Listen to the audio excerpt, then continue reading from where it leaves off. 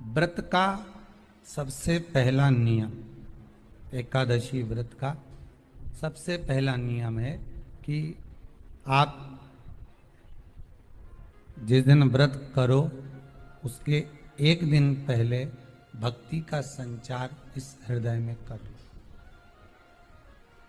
भक्ति का संचार इस हृदय में कर लीजिए। जिस दिन आप व्रत करो, जैसे एकादशी का व्रत कर रहे हो तो दशमी के दिन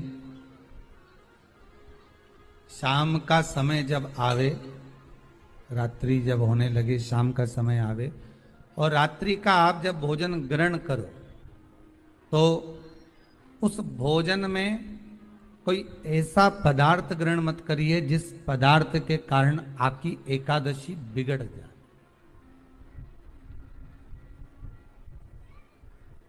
एकादशी का दूसरा नियम बहुत ध्यान से सुनिएगा। जिस दिन आपकी एकादशी का व्रत हो उस दिन प्रयास करिएगा कि अपने हाथ से किसी भी वृक्ष की कोई पत्ती टूटे ना। अपने हाथ से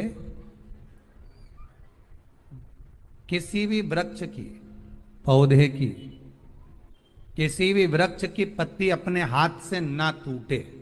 बहुत ध्यान दीजिएगा महाराज। एकादशी का ये दूसरा नियम है कि अपने हाथ से किसी पौधे की, किसी वृक्ष की, किसी डाली की कोई पत्ती टूटे ना, कोई पत्ती ना टूटे, इसका प्रयास करिए।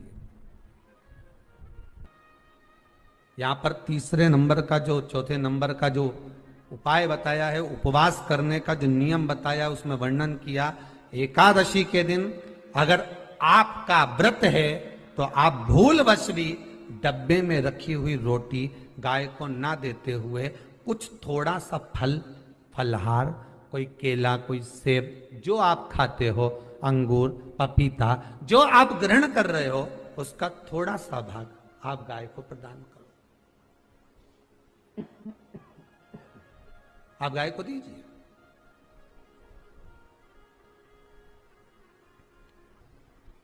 रोटी ही दिए, डब्बे में से निकाल के ले गई, गाय आई है, रोटी देना, देव मना नहीं। बाकी के दिन आप आपके बेटे से कह दो रोटी दिया बेटा जा, पर आप अपने हाथों से, आपका व्रत है तो आप फलाहार आप कर रहे हो तो फलाहार का ही दान गौ माता को दीजिए। पांचवा वर्णन किया चतुर्थ भाव में, बन सके जितना एकादशी के दिन भगवान का ओम नमो भगवते वासुदेवाय का जाप करें या अपने गुरु मंत्र का स्मरण करें, या जो मंत्र आपके हृदय में समाहित हो, श्री शिवाय नमस्तुभ्यम, ओम नमः शिवाय, राम कृष्ण शिव, जो मन पड़े उसका भजन करें, पर दिल से करें। जितनी देर करते बने उतना देर करें। माला पकड़ने की भी जरूरत नहीं कि माला पकड़ के बैठता हूं तो घटकी जिब्या से जप लो नहीं जी, वही उत्ता में ही पूरा हो जाए, वही बहुत। महाराज पांचवा नियम कहा, जिस दिन आपका व्रत रहे किसी निंदक से बात ना करें। निंदक जानते हो?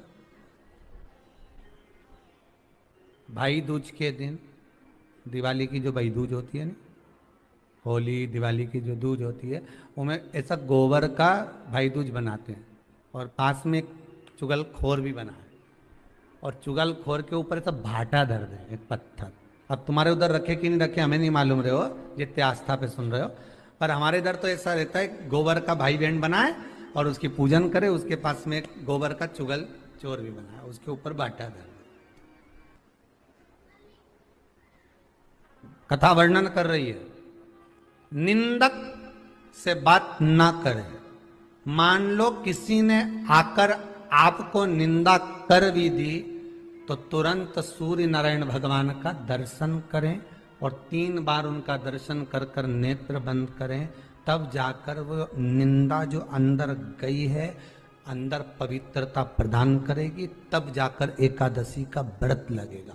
पहले तो प्रयास करो, अगर जो निंदा करने आता है ना तो उसको उस दिन एकादशी वाले दिन दरवाजे पे लिख दो कि चुगल चोर। फिर कहा जीव की हत्या ना करे, अगला नियम है, अपने द्वारा जीव की हत्या ना हो, प्रयास करना। किसी को कष्ट ना दे। 18 नियम में से एक नियम और, प्रयास करिएगा एकादशी जब भी करें तो द्वादशी से जुड़ी हुई करें, दसवीं से जुड़ी हुई एकादशी कम करें। जो वैष्णवों की एकादशी कौन सी होती है? जो एकादशी द्वादशी से जुड़ी हो, दसवीं से नहीं। दसवीं से जुड़ी हुई एकादशी व्रत कहलाती है और द्वादशी से जुड़ी हुई एकादशी पुण्य फल प्रदान कर कर वैष्णवों को भगवान के चरण में छोड़ आती है। इसलिए एकादशी द्वादशी से जुड़ी हुई होना चाहिए। वैष्णव एकादशी। फिर अगला वर्णन किया गया महाराज, शास्त्र कहता है, अगला वर्णन जो किया गया उसमें बताया,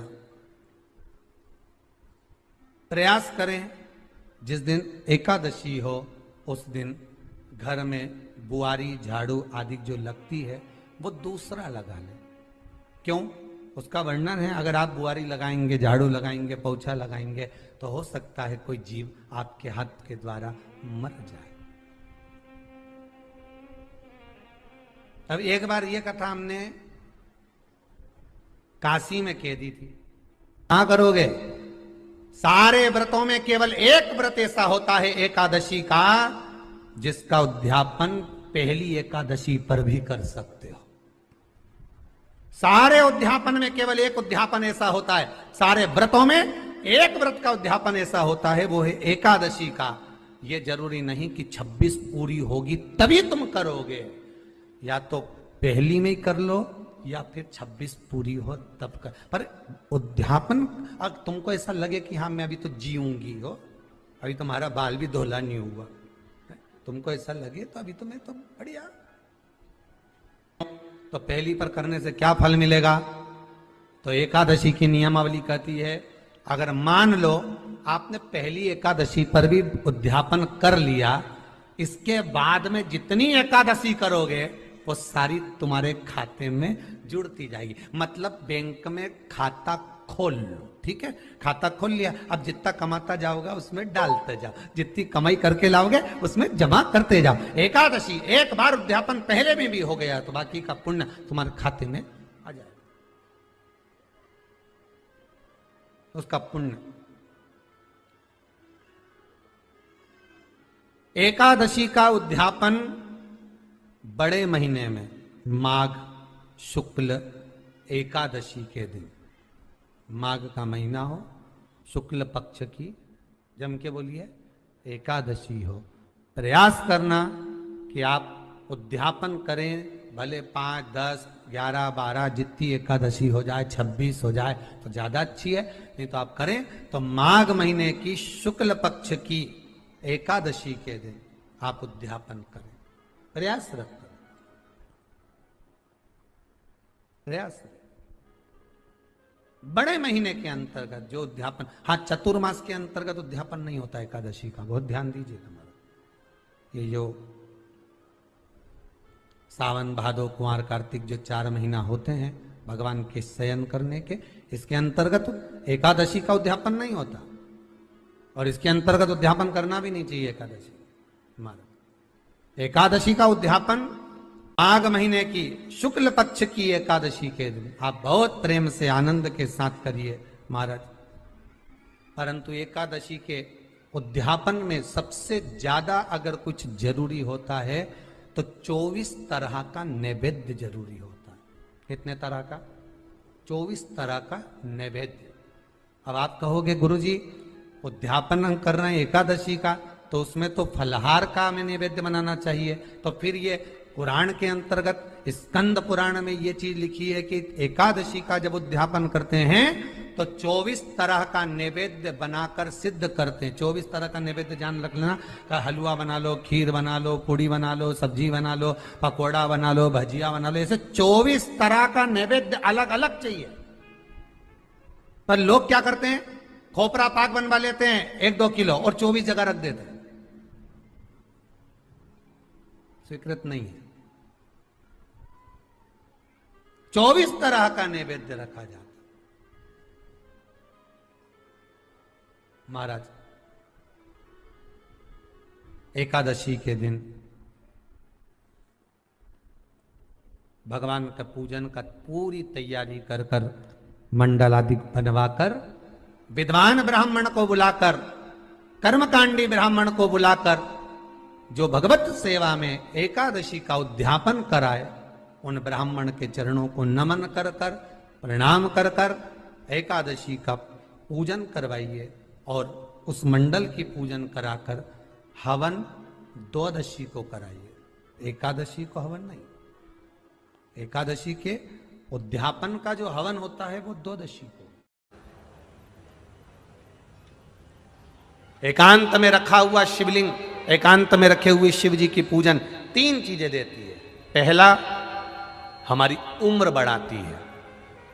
दूसरा, बड़ी बीमारी शरीर में एकांत का शिवलिंग कभी नहीं आने देता। और तीसरा, हमारे जीवन में कभी वैभव की, सत्ता की और लक्ष्मी की कमी नहीं आने देता। ये एकांतेश्वर